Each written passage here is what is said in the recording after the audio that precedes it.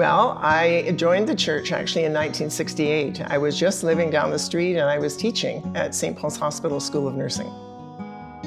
I'd always been a member of the United Church, and so it was very handy for me, and I thought, I think I'll try that out, and I did, and I've stayed. I've been a personal friend of Gary Patterson's for many, many, many years. When Gary moved from Ryerson, we were part of the flock that came with him from Ryerson.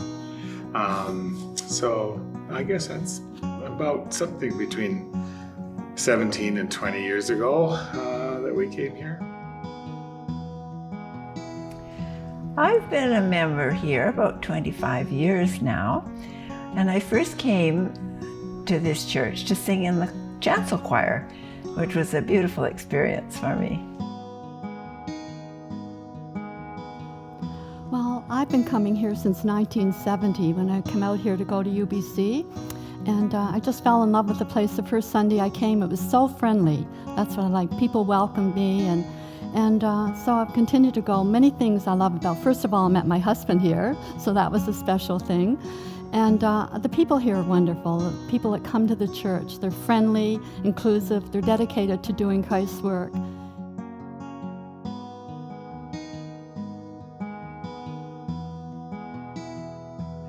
Well, I could see as we attended church the leaking roof aspects, and just the pews were breaking down more than they should have been.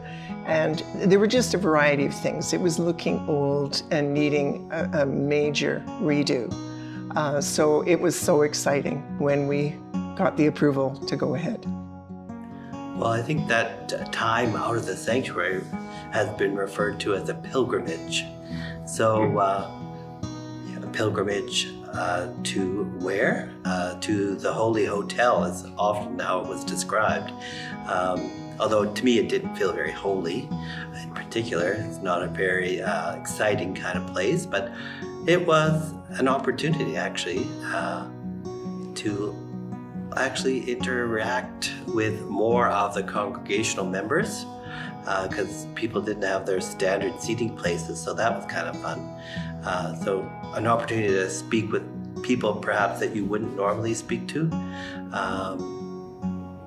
And it felt like a time of drawing together in that pilgrimage. It's sort of like, well, let's stick together, get through this stage of the church's growth and development, and plan for the return home kind of idea.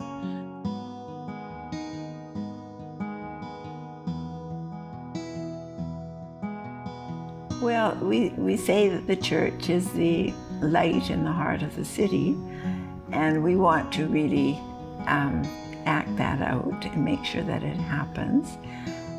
The thing I like most about this church, beside the God stuff, is that it encourages you to develop in directions that you want to go rather than in directions that people lay down for you. So they have a wide variety of programs, of music, all the other things that you can pick the type of church you want to go to. The word church, perhaps there's some new way of packaging up what the church does and taking it away from the traditional sort of church kind of vocabulary and imagery that a lot of people associate with that. I see us as a vital part of Vancouver. Not only are we welcoming to everyone who comes through the door, but we take on projects that others maybe wouldn't.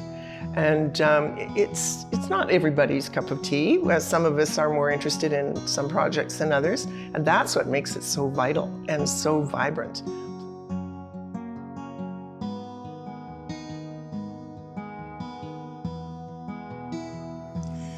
We've been supporting refugees for a long, long time.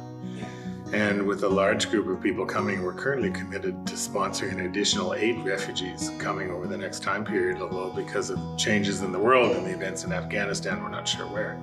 But we had real financial needs, and we are often primarily responsible for sorting out the financial fundraising for that group.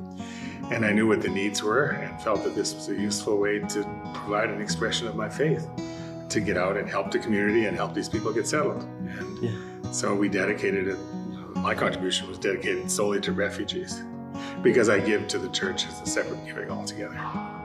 Well, I think it's the faith-based part of it is important to me, because it does show that the church is not just a building, that it is people of all ages and stages with a variety of needs. And that's important. That's to think of those who maybe do not have the assets or the skills or the time. And so it is important to give, and particularly through the church, because it's really such a part of me in terms of community as well as in terms of worshiping. Well, the gift was given to set up a healing fund in memory of my late dear husband, John Pratt Johnson, who was a longtime member of this congregation. And I had received money from his estate, and in turn wanted the church to receive money that could then carry on some of the work that was important to him, and that was to reach out to suffering humanity as Jesus did. We've chosen to leave a bequest in our will to go to what we're going to call a dream fund to facilitate all the things that we think people will want to do.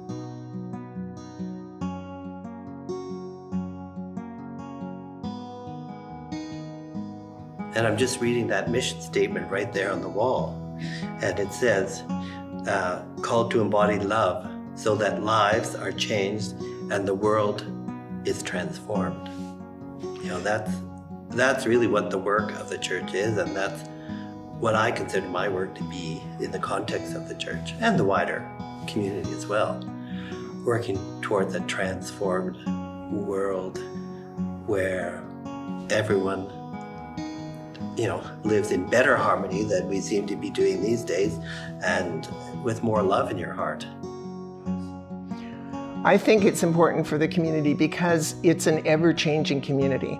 This church has made so many changes in the over 50 years that I've been here, and we have survived, and we will survive. And I think as we, older members, can demonstrate that even we can change, that I think it only can be positive in terms of, I see the programs that we're doing right now are so relevant to what is important. And we're not hung up by ritual or that's the way we've always done it. We are fresh and free to look at things that really need to be addressed. I hope that we will continue to grow as a spiritual community. We will increase our numbers so that we will have more energy and more gifts, and able to do the work that we've set out to do, which is, you know, compassion, inclusion, provision, all the needs that we see around us. My personal vision for St. Andrews-Wesley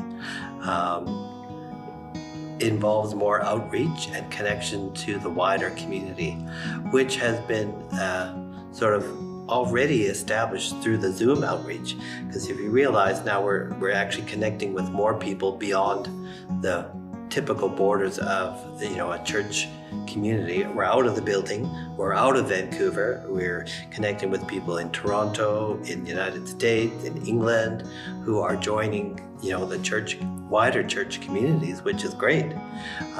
I think the church also has a big role to play in the education of not only our members of St. Andrews-Wesley, but the wider church, you know, not church, the wider community, around refugees, around LGBTQ people, around all sorts of things, you know, food insecurity, climate change, Aboriginal and First Nations issues. So I see us moving in that direction, and I think it's really wonderful to see that happening.